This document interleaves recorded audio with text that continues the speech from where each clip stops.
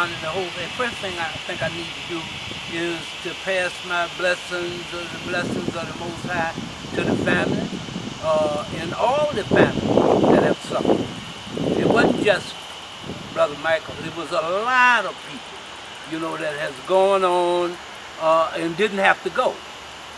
So I don't know. Sometimes I even get confused myself because I know that there's a lot of things that we're not doing as a people that we need to be doing, things that we need to be involved with. You talk about what can the community do to heal or whatever. Pick up the paper in the neighborhood. All of these things that happens like this situation we're here dealing with was in poverty-ridden areas.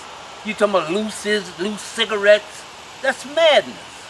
That's what that is. So I'm hoping that some kind of way we can understand and know that we got to get up off our knees and we have to do what... Violence. That's Yes. what I understand you Peace say. and love. Peace and love is your weapon against violence. Yes. My question in reference to that would be, wow, my statement rather, is that everybody that seek peace, they kill. That can be true as well. But I'm just saying, coming up and growing up, it's embedded in me to always find a more peaceful route. So, it just all depends on your background and how you were raised. Even if I am growing up in another type of background from what a city child would be, I can express my point of view and say, even though you grew up that way, it's embedded in you to maybe seek peace, but you would take violence as an answer as well. It's also someone on the other side of the fence that's strictly peaceful and strictly for peace and love. And how do you empower yourself that way? With peace and love? Yeah, how do you empower? Power concedes to nothing. Mm-hmm. Power and authority don't concede to peace and love. Violence is the only way to overthrow a tyrant sometimes, Yeah. So peace don't overthrow tyrants. Peace don't make people lay their weapons down when they're killing them.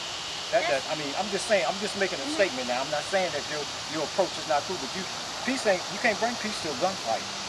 That's understandable. You're gonna get knocked off. Whoever coming with peace is gonna be knocked off, and the person with the gun is gonna be left standing. That also plays a part in how strong you are with God in your relationship. It just depends on the scenario and different situations. But just beginning with something small, even with our youth in our neighborhoods, we can begin there. What God are you bringing to the affair? Any God that you believe in. Okay, so I can bring voodoo to the affair. That's what I'm working with, right? Anything you believe in. Okay. I'm just throwing some questions at you, Okay. Stacey. But somebody else might ask you that, Stacey. Yeah, definitely. Yeah, cool. So my question, in general, from each person, what you just said, peace is not always the answer, especially when you're dealing with a tyrant. Well, The Ferguson situation. The reason why it's not just here. Look at what's happening in Iraq and Syria and Israel and Palestine. You understand? You can be talking all that peace all you want to. Them bombs dropping on you, that ain't being peaceful. That's not gonna cut it. Right. You got to have something to throw back. So, Even you can see it even if you want to get biblical with it. Even when I'm gonna just give you one of the scenarios, the story of David and Goliath. Goliath was going to terrorize them, but David didn't go there with no peace. David went with a slingshot, with a stone in it. That's just my scenario. That's just me. I don't speak for everybody. I speak for me. There's a lot of ways to fight. Right. Here's my thing is this here. My thing is our people want to play in the game without knowing the rules. Okay. See? I hear you. Yeah. So I'm saying learn the rules, apply them, and get in the fight. Right. You understand? If other people are traveling 400 miles an hour, you feel comfortable traveling 8. I understand. Yeah, that's what's happening about that. Not that I'm defying your peace efforts. You know, No, I'm not because either. I think that's cool. You We need a understand? peaceful crew too. But we are listen, we are a peaceful people. Right, exactly. We're peaceful. We Yeah, by that nature. might have been we're part of forgiving our people. problem. We're forgiving. I don't know. You know what I'm saying? Right. But I'm all for rectifying. You know, I want to straighten this thing out.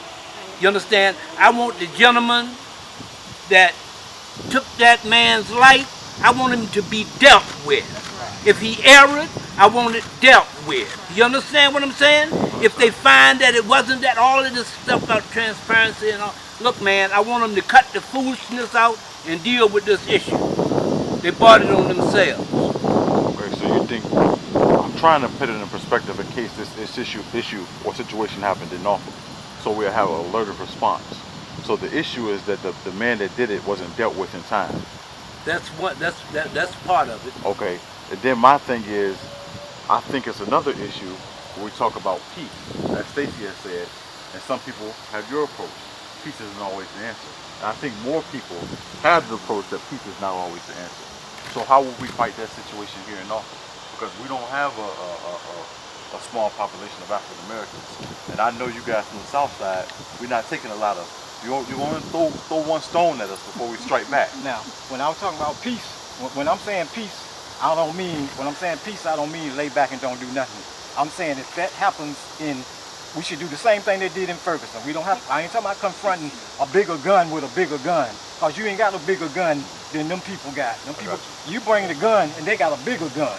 You see what I'm saying? So you're going to get knocked off regardless if you're trying to bring a gun to the gunfight, because their gun is bigger. But what I'm saying is, you got to still let them know, we don't even do what they did in Ferguson here in Norfolk. Because it's already We don't even do that in Norfolk. Yeah. They killed the boy, they done killed many numbers of black men in this town, and ain't 10 of us standing on downtown in front of City Hall are raising our voices. That's peaceful protest too, you know, raising your voice. Not sitting in the building talking about it, but making it known that we're raising our voices. We ain't going for that. That it starts with your senators, it starts with your representatives. Look, y'all can't get a handle on this, y'all got to go. Y'all got to go. Y'all gonna lay down on these moves, y'all got to go. We need to let them know just like that. And then you got to let City Hall know you're not pleased with that. We got to let City Hall know we're not pleased with that. All right, police chief, you got to go.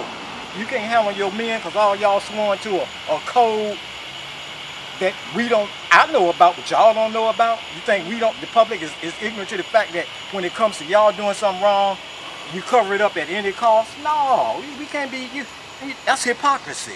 They call that hypocrisy. You know you was in error, and everybody gonna stand behind you because you one of them. That's a game. That's a game. So we may as well be gangs too. That's what I like about gangs. They got a code that say y'all not gonna come up against us without some retaliation. All they doing is sending a message that we see what y'all doing, and we not gonna take it lightly. That's what it is. Okay. So everybody can sugarcoat it and water it down all you want to. I'm telling you what it is by the code of the street. One thing I want to say, when in Ferguson, when the trooper, Mr. Brown came to calm, he kind of calmed them down to a certain degree. Johnson. And sometimes when it comes to, and I'm speaking for me, when it comes to us, sometimes I got to see somebody look like me. And he kind of came out and calmed the crowd down. But when Reverend Al came in, he's the only person I heard talking about voting. Now you got a large percentage. I'm an advocate for voter registration. I've been doing this since I was younger, since I was 18, 19 years old. So the empowerment, Stacey, is when we can vote you in and we can vote you out. The empowerment is you got a town with 100 black people, and somebody else that don't look like you was running the town. Something's wrong with that. That's what's happening in So Ferguson. you got resources. You know, we don't always have money or the resources, but it's not a level playing field. See, if the playing field was level, but the playing field is not level, and it probably won't ever be level in my lifetime. So we have to use some strategies.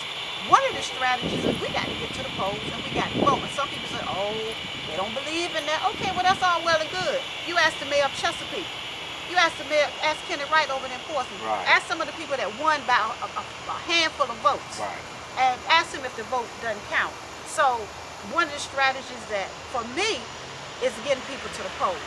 And when young people, I'm talking, y'all got Facebook. I'm not even on Facebook. I don't even know how some of that stuff works. But Facebook, some of the stuff that I see coming through the email, I see frogs jumping up and down, I see butterflies flying, and that's all well and good. But very seldom do I get an email with some structure, some community-based stuff. I get it from Brother McCullough, but I'm talking about as a whole. I get all kinds of emails from different communities about, Miss Ann, can you come do this? We over here, we do, and I try to support whatever I can. But we need to, as Brother Ike can say, some of the foolish stuff, we got to stop. And I'll say this, when Bob Fields was living, you don't know Bob Fields. Bob Fields was a DJ in this area. And he was, when I was a young girl, if you say dance, and Bob Fields was having a dance, everybody was there. Now, he ran the Broadway. It was back in the day when I was hanging out at the Broadway station, Thursday, Saturday, whatever night. But this is when I was doing voter registration. A certain time, I did voter registration in the club. Bob Fields said, hold on, okay, right now, for the next 30 minutes, y'all see that lady? Y'all go, y'all dancing, go in and register to vote. So we need to take every opportunity that we can to get our people, see, we can dance, and we can sing, and we can eat chicken, and we love to have fun. We just left for our birthday party, having fun.